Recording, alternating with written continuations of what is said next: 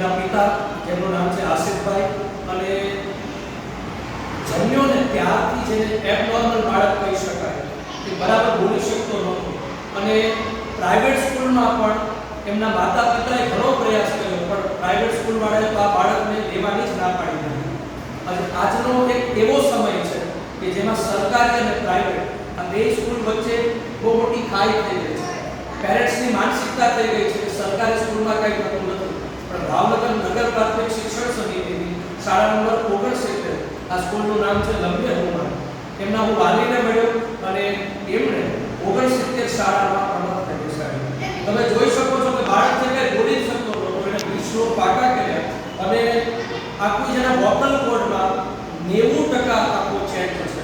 જો સંસ્કૃતની તાકાત, power of the Shloka, Sanskrit ભાષા જે વૈજ્ઞાનિક છે, જે અંગ ય યમગણ ન, જે આખા કહેવાય કે વોકલ કોડ છે, એને બદલી શકે છે. અને તમે જોઈ શકો છો કે પ્રાઇવેટ સ્કૂલ વાળા જે હાથ પકડવા તૈયાર નહોતા, પણ આ જ બાળક છે એ બોલવા માંડ્યો. એટલું જ નહીં, પણ 1 થી 20 શ્લોક છે તે બોલી શકે છે.